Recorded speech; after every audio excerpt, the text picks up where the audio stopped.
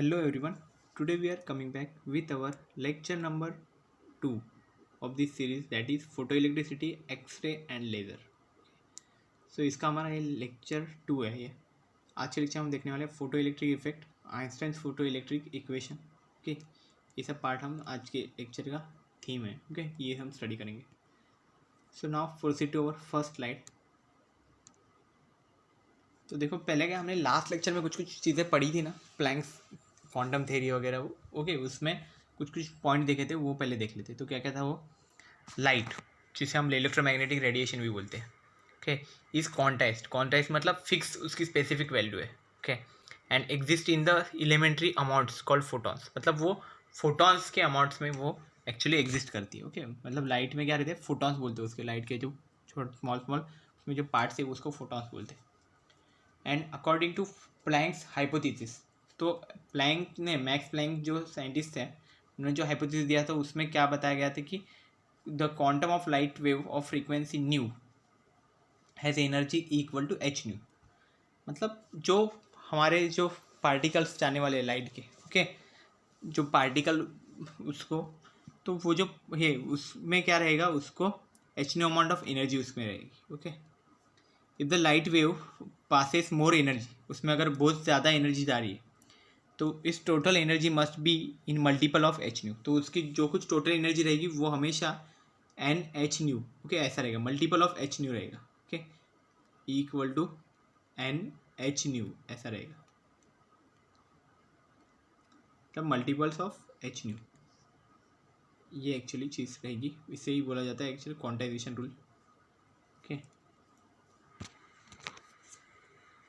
तो ये बेसिक हमने लास्ट लेक्चर तक पढ़ा था। ओके, अभी आज हमें फोटो इलेक्ट्रिक इफेक्ट का मेन चीज़ है, हमें आज स्टडी करना है। ओके, तो देखो क्या है, पहले हेडिंग देखो, फोटो इलेक्ट्रिक इफेक्ट। तो क्या है, देखो इसमें पहला पॉइंट क्या बोला है कि light of frequency nu is allowed to be incident on a metal plate, मतलब एक मेटल प्लेट कंसिडर कर लो, उस पर हमने क्या किया, लाइट जिसकी फ्रीक्वेंसी हमने न्यू कंसिडर की है, ओके, उससे एक्चुअली हमने वहाँ पे इंसिडेंट किया उस मेटल प्लेट पे, okay, then the photon of energy H nu, then जो फोटोन थे एच न्यू अमाउंट के, ओके, जो एक्चुअली लाइट में थे, वो किसके साथ कोलाइड करके मेटल का जो प्लेट था, ओके, उस प्लेट में वहाँ पे इलेक्ट्रॉन्स रहेंगे, तो इलेक्ट्रॉन्स के साथ वो कोलाइड कर दिए। ओके, पहले तो एटम के साथ किए, फिर एटम के अंदर इलेक्ट्रॉन्स रहते हैं। देखो यहाँ पे दिखाया गया, लाइट यहाँ पे देखो ये इंसिडेंट कर रहा है इस मेटल प्लेट पे, ये पूरा मेटल प्लेट है, इस पर इंसिडेंट कर रहा है, और ये फोटोन है देखो यहाँ पे, और ये इस पर पहले क्या करेगा, एटम पे अटैक करेगा, क्योंकि एटम से ही बना जाता है ना पूरा, फिर एटम के अंदर इलेक्ट्रॉन्स रहते हैं, तो कोलाइड करने के बाद क्या होगा, फिर इलेक्ट्रॉन्स जो रहेंगे वो बाहर जाएंगे। तो क्या, during this collision the energy possessed by the photon is now observed by the atom of metal plate, तो एटम पहले क्या करेगा, वो जो एनर्जी रहेगी उसके वजह से होगी, वो एनर्जी पहले वो एब्जॉर्ब कर लेगा। Okay, now energy H nu of photon is transfer to an atom, अभी जो एच न्यू अमाउंट की एनर्जी थी वो क्या हुई, एटम को ट्रांसफर हो गई, ये जो एटम है पूरा एटम को ट्रांसफर हो गई है वो energy. This is absorption event, इस प्रोसेस को क्या बोला जाता है, एब्जॉर्प्शन इवेंट बोला जाता है। ओके, अभी क्या करेगा, एटम के पास एनर्जी तो आ गई, अब इस एनर्जी को वो स्टोर तो करके नहीं रख सकता, कुछ ना कुछ तो करना पड़ेगा एनर्जी का। Now energy possessed by atom is h nu, अभी एटम की जो एनर्जी है वो एच न्यू है। Atom utilizes this energy in two ways, तो एटम इस एनर्जी को दो तरह से वहाँ पे यूज़ करता है। कैसे, तो some part of energy is utilize to detach mean separate the electron from atom, मतलब कुछ अमाउंट की एनर्जी है उसमें कि वो एक्चुअली क्या करता है कि खुद के अंदर का जो इलेक्ट्रॉन रहेगा उसको सेपरेट करने में यूज़ करते हैं। Okay, that is to break the bond between electron and proton, proton और इलेक्ट्रॉन का जो बॉन्ड रहेगा उसको अलग करने का काम करता है। And remaining energy, okay, remaining जो बाकी की एंटायर एनर्जी है, remaining entire energy is use to throw the electron in the atmosphere, atmosphere में इलेक्ट्रॉन को थ्रो करने का काम करता है। और जो इलेक्ट्रॉन होगा वो पता कैसे चलेगा कि वो इलेक्ट्रॉन आ गया है, तो वहाँ पे आगे जाके फिर एनोड या फिर कोई ना कोई डिटेक्टर रखा जाएगा जो एक्चुअली उसको कैप्चर कर लेगा। ओके, तो जो एटमॉस्फेयर में इसको थ्रो किया जाता है उसको बोला जाता है इमिशन इवेंट, मतलब दो तरह के इवेंट होते हैं यहाँ पे। ओके, पहले तो वो सेपरेट करेगा, पहले तो एब्जॉर्प्शन कर लेगा, ओके, एनर्जी का एटम, देन क्या करेगा, उस एनर्जी को वो सेपरेट करने के लिए यूज़ करेगा पहले, एंड फिर उसको इमिट करेगा मतलब थ्रो कर देगा एटमॉस्फेयर में। The energy required to just separate the electron from an atom, तो अभी जो इलेक्ट्रॉन इज सेपरेट तो हो गया, देखो यहाँ पे बताया इलेक्ट्रॉन इज इजेक्टेड, सेपरेट हो गया उसमें से। So the energy required to just separate the electron from the atom, atom से इलेक्ट्रॉन को सेपरेट करने में जो एनर्जी लगती है, okay, is called photo electric work function. तो इस एनर्जी को क्या बोला जाता है? Photo electric work function. तो ये एनर्जी ही है क्योंकि जितने भी अमाउंट का एनर्जी हमें एटम को सेपरेट करने के लिए लगता है, उसमें से फोटो इलेक्ट्रिक इफेक्ट जो होने के लिए हमें जो करना पड़ता है, वर्क करना पड़ता है, उसी को बोला जाता है photo electric work function. Okay, the amount of photo electric work function depends on the nature of metal from where emission takes place, मतलब वो मेटल किस टाइप का है, ओके, उस पे डिपेंड करता है कि वो फोटो इलेक्ट्रिक वर्क फंक्शन की वैल्यू कितनी होगी। Okay, the corresponding frequency at which emission takes place is called threshold frequency, और जो फ्रीक्वेंसी है कि जहाँ पे ये इमिशन का प्रोसेस हो रहा है उस फ्रीक्वेंसी को बोला जाता है थ्रेशोल्ड फ्रीक्वेंसी। सिमिलरली उस टाइम पे जो वेवलेंथ रहेगा उस वेवलेंथ को बोला जाएगा थ्रेशोल्ड वेवलेंथ। ओके, यही चीज़ रहेगी।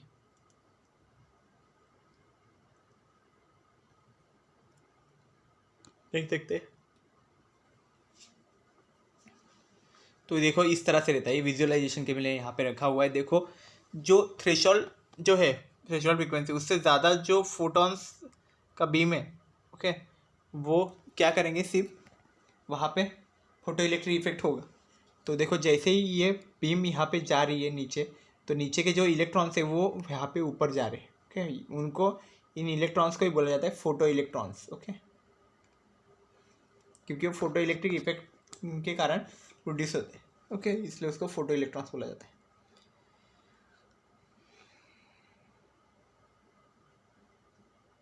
नेक्स्ट देखते हैं,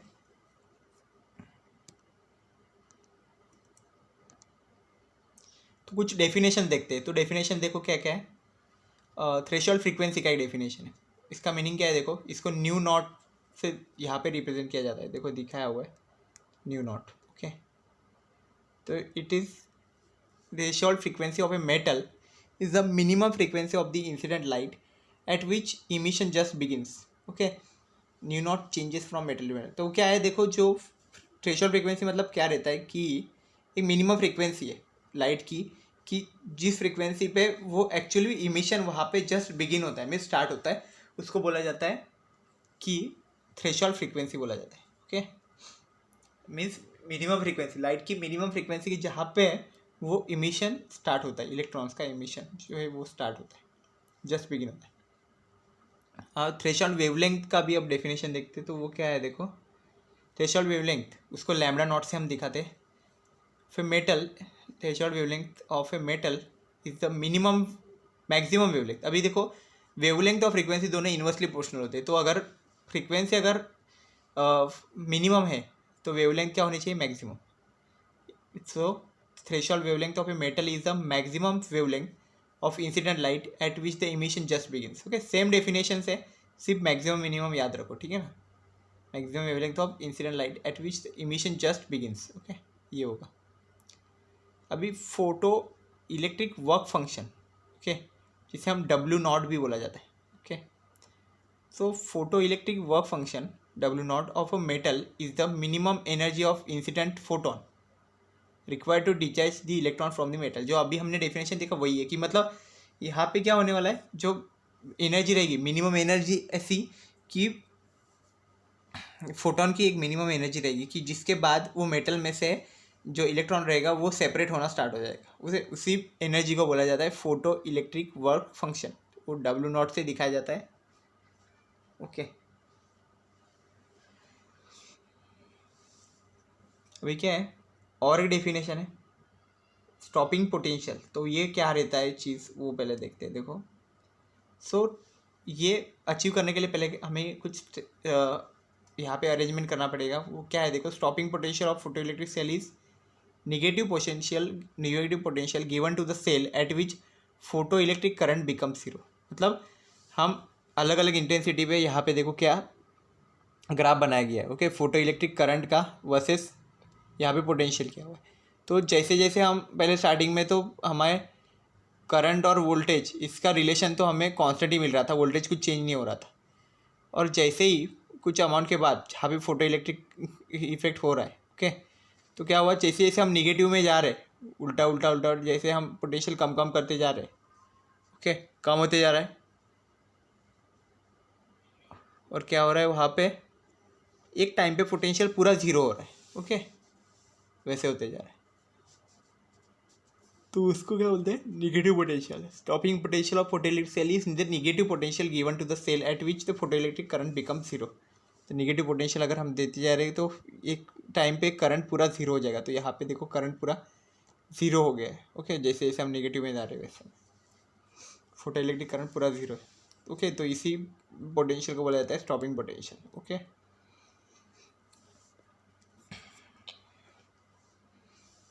In simple words, if speed of emitted electrons is more, the stopping potential required will be more. Okay, मतलब जो stopping potential है वो एक्चुअल में स्टॉप करने की कोशिश करता है, ओके। तो अगर इलेक्ट्रॉन्स की स्पीड बहुत ज़्यादा है तो उसको स्टॉप करना भी मुश्किल हो जाएगा, तो वहाँ पे स्टॉपिंग पोटेंशियल हमें ज़्यादा लगेगा, ऐसा याद रखना, ठीक है।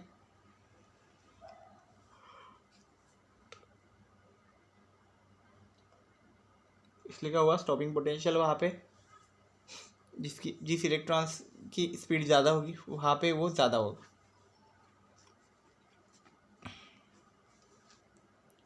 नेक्स्ट देखते हैं। अभी कैरेक्टरिस या फिर जो प्रॉपर्टीज़ बोलते हैं फोटो इलेक्ट्रिक इफेक्ट की, वो हम अभी स्टडी करते हैं, ठीक है। वन बाय वन एक एक पॉइंट डिस्कस करते हैं। तो पहला देखो क्या लिखा है, metal emits electrons only when the incident light radiation has frequency greater than critical frequency. तो ये सब एमसीक्यू में पूछे जा सकते हैं, ओके ना। तो ये याद रखना कि इलेक्ट्रॉन्स जो है वो इमिट कब होते हैं, व्हेन इंसिडेंट रेडिएशन उसकी frequency greater than the critical frequency. Critical frequency को थ्रेशोल्ड फ्रीक्वेंसी भी बोलते हैं, ओके। तो उससे अगर ज़्यादा है, थ्रेशोल्ड फ्रीक्वेंसी से अगर हमारी फ्रीक्वेंसी अगर ज़्यादा है इंसिडेंट फ्रीक्वेंसी, तो फिर एक्चुअली वहाँ पे इमिट होंगे, इलेक्ट्रॉन्स इमिट होंगे। Threshold frequency new not is different for different metals. तो अलग अलग मेटल्स के लिए वो अलग अलग रहेगी, okay. Photo electric current is directly proportional to the intensity of incident light and is independent of frequency. तो देखो क्या है, फोटो इलेक्ट्रिक जो करंट है वो क्या है, इंटेंसिटी ऑफ लाइट को डायरेक्टली प्रोपोर्शनल है एंड वो फ्रीक्वेंसी है उस पर डिपेंड ही नहीं करता, इंडिपेंडेंट ऑफ फ्रीक्वेंसी है photo electric current. Now next देखो क्या है, the velocity of photo electron. तो फोटो इलेक्ट्रॉन की जो वेलोसिटी है वो actually directly proportional to the frequency of incident light and is independent of intensity. तो क्या होगा, जो वेलोसिटी है फोटो इलेक्ट्रॉन की वो एक्चुअली क्या है, डायरेक्टली प्रोपोर्शनल है फ्रीक्वेंसी जो है इंसिडेंट लाइट की उसके साथ, ओके, डायरेक्ट रिलेशन में, बट वो इंटेंसिटी पे डिपेंड नहीं करती वेलोसिटी।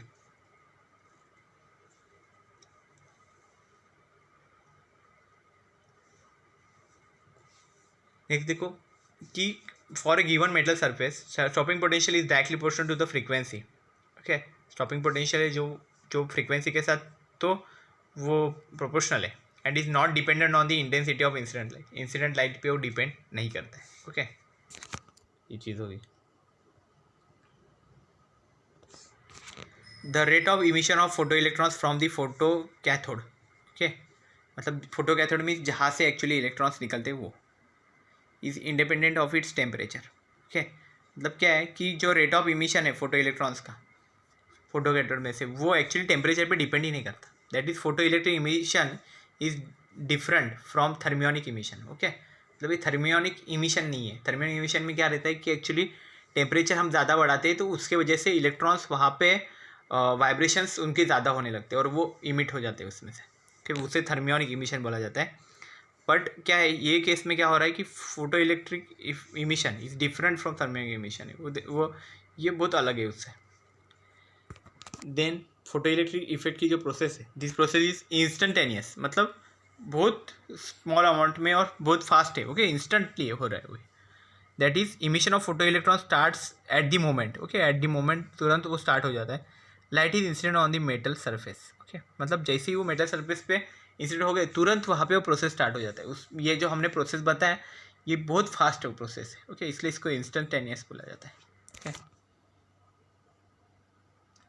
नेक्स्ट देखते हैं।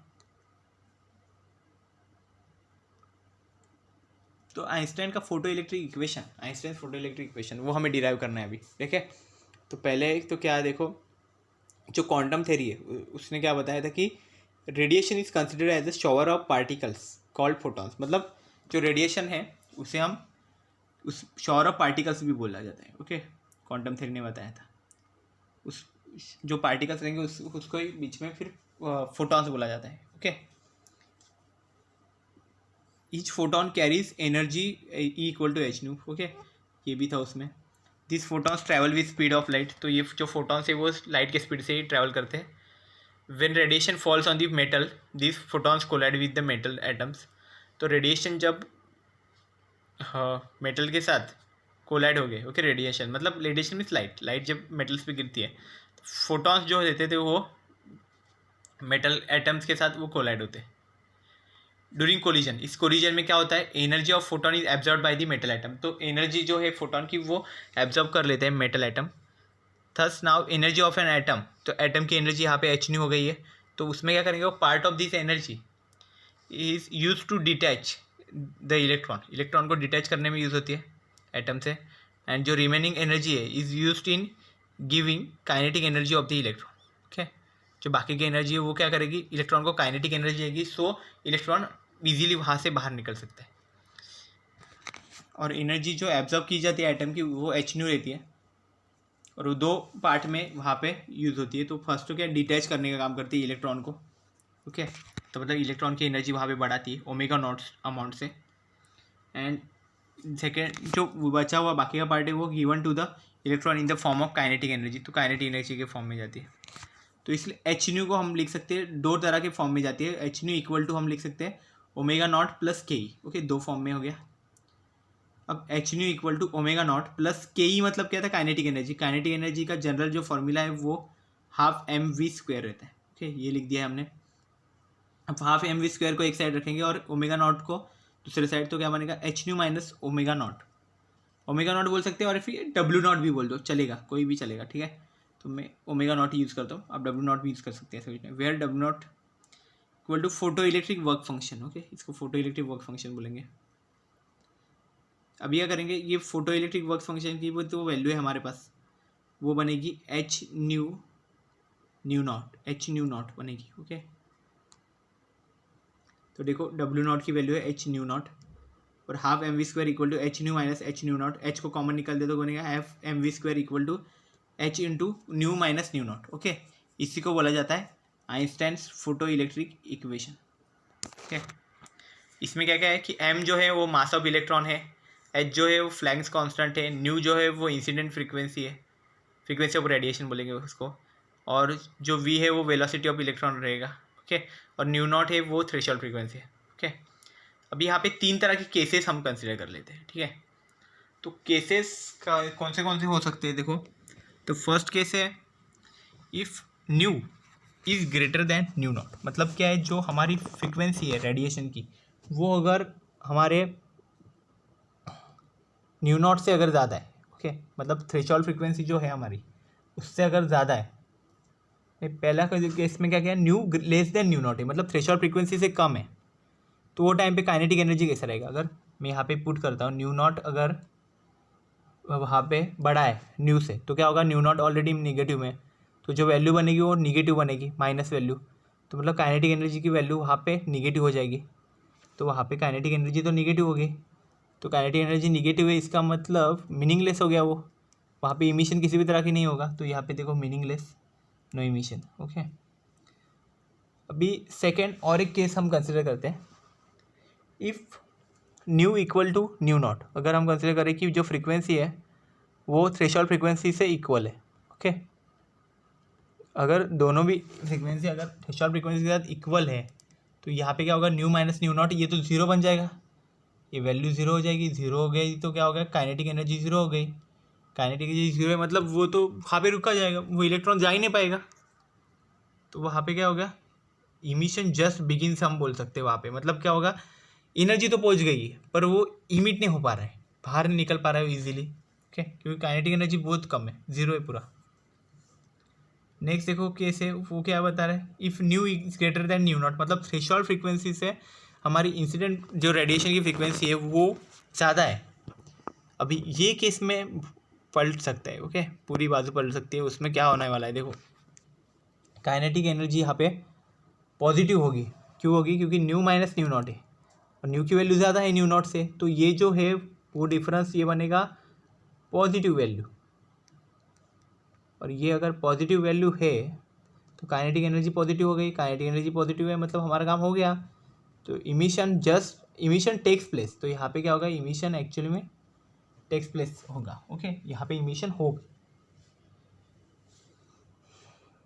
सो as nu increases, nu minus nu naught also increases, okay, जैसे जैसे न्यू की वैल्यू बढ़ेगी तो न्यू माइनस न्यू नॉट की वैल्यू भी बढ़ती रहेगी। Therefore half mv square that is kinetic energy increases, velocity increases, okay, kinetic energy increase होता है तो वेलोसिटी भी इंक्रीज होगा।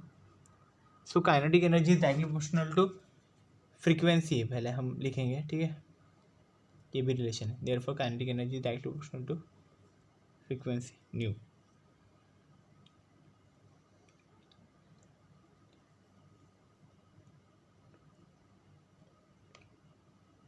नेक्स्ट देखते हैं, तो कंडीशंस देखते हैं फोटो इलेक्ट्रिक इमिशन के लिए क्या कंडीशन लगती है, ठीक है, कौन से कंडीशन में फोटो इलेक्ट्रिक इमिशन पॉसिबल है वो इसमें यहाँ पे दिया गया है।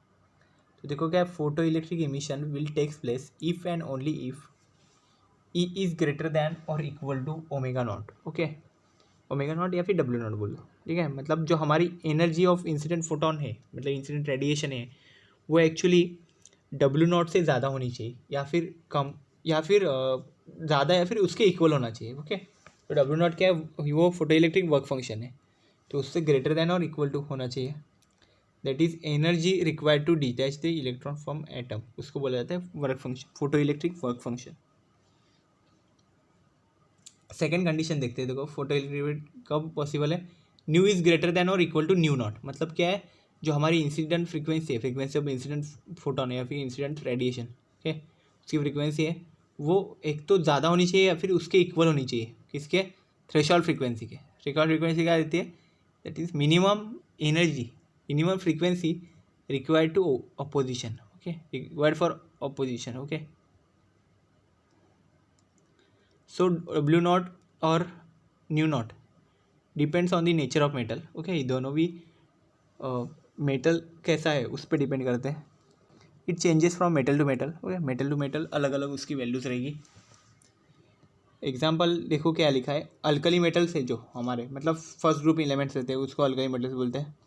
उसमें sodium potassium, the bond between proton and electron is weak, तो इसमें जो बॉन्ड रहेगा वो बहुत वीक रहता है, hence less energy W naught और nu naught is enough for emission. तो ये ऐसे मेटल्स में अगर हमें फोटो इलेक्ट्रिक इफेक्ट यहाँ पे परफॉर्म करना है तो ईजी हो जाता है, क्योंकि ज़्यादा एनर्जी नहीं लगानी पड़ती, ओके, ईजिली वहाँ पे उसका बॉन्ड हम ब्रेक कर सकते हैं, ओके, क्योंकि बॉन्ड ऑलरेडी वीक है, तो वो ब्रेकिंग की प्रोसेस वहाँ पे ईजिली हम परफॉर्म कर सकते हैं, ओके। तो यही एक्चुअली कंडीशन दी है, ओके, फोटो इलेक्ट्रिक इमिशन की दो कंडीशंस दी गई है, वर्क फंक्शन और थ्रेशोल्ड फ्रीक्वेंसी की।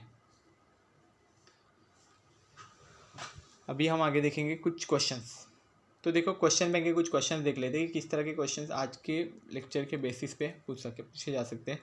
फर्स्ट देखो क्या है, during the process of photo electric emission photon collides with the atom, atom absorbs energy H nu, atom utilizes this energy in two ways. तो दो कौन से वेज में ये एटम एक्चुअली एनर्जी को यूटिलाइज करता है, तो कैसे कैसे है, पहले तो पार्ट ऑफ एनर्जी थी वो एक्चुअली वो सेपरेट करने के लिए यूज़ करता है, डिटैच करने के लिए इलेक्ट्रॉन को, एंड बाकी की जो बची हुई एनर्जी है, मीन्स रिमेनिंग एनर्जी है, वो क्या उस इलेक्ट्रॉन को थ्रो करने के काम करती है, ओके, मीन्स उसका काइनेटिक एनर्जी बढ़ाने का काम करती है।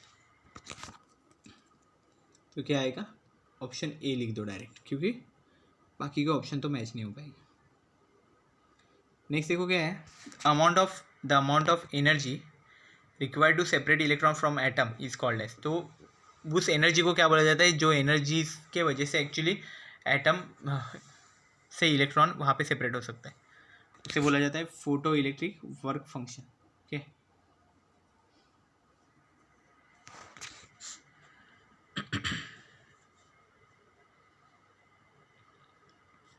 The value of photo electric work function W not depends on. तो जो फोटो इलेक्ट्रिक वर्क फंक्शन का जो वैल्यू है डब्ल्यू नॉट का, ओके, वो किस चीज़ पे डिपेंड करता है? मेटल के नेचर पे, स्पीड ऑफ फोटोन, फोटोन की स्पीड पे, या फिर मीडियम पे, area of metal plate, metal plate के एरिया पे। तो जो वर्क फंक्शन है वो एक्चुअली मेटल के नेचर पे डिपेंड करता है, क्योंकि वो मेटल टू मेटल चेंज होते रहते हैं। ओके,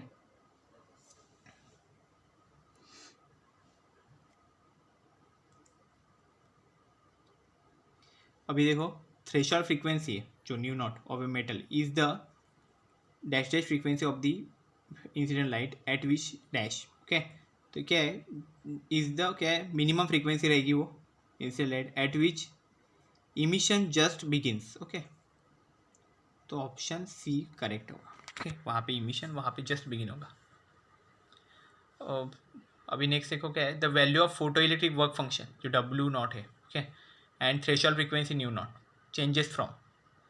तो दोनों भी वैल्यू है ना, वो एक्चुअली ना दोनों भी मेटल टू मेटल चेंज होते रहते हैं। ओके, अलग अलग मेटल्स के लिए अलग अलग वैल्यूज़ यहाँ पे मिलेंगी। ओके, तो ये मेन चीज़ है यहाँ पे कि मतलब फोटो इलेक्ट्रिक वर्क फंक्शन की वैल्यू, ओके, उसकी वैल्यू एंड जो थ्रेशोल्ड फ्रीक्वेंसी की value, it changes from metal to metal, means अलग अलग मेटल के लिए अलग अलग वैल्यूज रहेंगी। इसलिए यहाँ पे आंसर आएगा option D, that is metal to metal. Now अभी क्या है, the negative potential given to the photo electric cell at which photo electric current become zero is called as. तो जो नेगेटिव पोटेंशियल हम देते हैं तो उसके बाद जो फोटो का इलेक्ट्रिक करंट है वो जीरो होता है, तो उसे उस पोटेंशियल को बोलते हैं stopping potential. Okay, photo electric current is directly proportional to, तो फोटो इलेक्ट्रिक करंट है वो किसके प्रोपोर्शनल है? Okay, so photo electric current जो हमने देखा था वो actually intensity of incident light के साथ प्रोपोर्शनल है। ओके, देन नेक्स्ट क्या है, the velocity of photo electron is directly proportional to.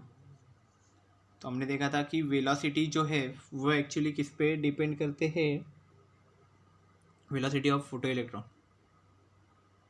Frequency of light पे। ओके, तो हम देख सकते हैं, देखो यहाँ पे एक बार कंफर्म कर लो, तो velocity of photo is directly proportional to frequency of incident light में, सही था। Okay, frequency of incident light पे वो एक्चुअली डिपेंड करता है। Then a metal emits photo electrons only when, तो जो मेटल है वो फोटो इलेक्ट्रॉन्स कब इमिट करता है?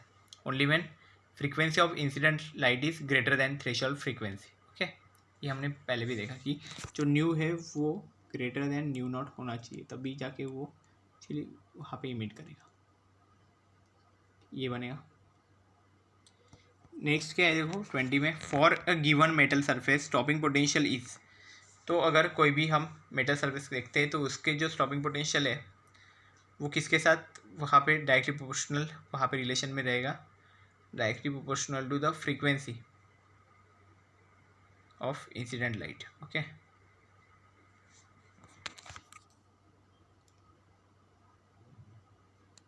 नेक्स्ट देखते हैं, which of the following is not a characteristic of photo electric effect. तो पहला देखो क्या लिखा है, इंस्टेंटेनियस, ये करेक्ट है, इंस्टेंटेनियस तो होती ही है। Emission takes place only if the frequency of incident light is greater than threshold frequency, ये भी सही है। देन नेक्स्ट है, photo electric current is directly proportional to the intensity of light. Okay, ये भी सही है। देन अभी फोर्थ ऑप्शन ही रॉन्ग होगा, तो वो देखते हैं एक बार, rate of emission of photo electrons is directly proportional to temperature. Temperature पे एक्चुअली वो डिपेंड करता ही नहीं है, तो वो इंडिपेंडेंट है टेम्परेचर पे, तो इसलिए रॉन्ग ऑप्शन आएगा ऑप्शन डी। ओके, ये एक्चुअली में उसका कैरेक्टरिस्टिक नहीं है। Einstein's photo electric equation is given by, तो क्या था, half M we square H into nu minus nu naught, तो ये बनता है equation C, option C. Okay, in Einstein's equation half M we square equal to H into nu minus nu naught, if nu is less than nu naught then. अगर nu naught से छोटा है तो क्या बनेगा, काइनेटिक एनर्जी की value negative बनेगी, और ये एक्चुअली मीनिंगलेस प्रोसेस है, तो इसलिए यहाँ पे emission does not takes place, मतलब नो इमिशन होगा यहाँ पे आंसर।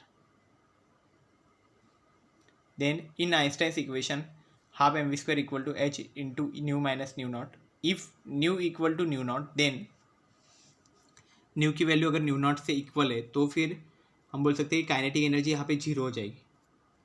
जैसे ही काइनेटिक एनर्जी जीरो हो गई, ओके, तो हम बोलेंगे कि वहाँ पे इमिशन एक्चुअली क्या जस्ट बिगिंस होगा वहाँ पे, so emission just begins, okay. In Einstein's equation half M we square equal to H into nu minus nu naught, if nu is greater than nu naught then, okay, तो अगर क्या होगा यहाँ पे जो हमारी थ्रेशोल्ड फ्रीक्वेंसी है वो ज़्यादा हो गई, अगर हमारी इंसिडेंट फोटोन जो फ्रीक्वेंसी है उससे, तो वहाँ पे क्या होगा, इमिशन वहाँ पे टेक्स प्लेस हो जाएगा। So this is all about the today's lecture, okay. I hope you have cleared. If you have any doubt, you can ask. Thank you very much.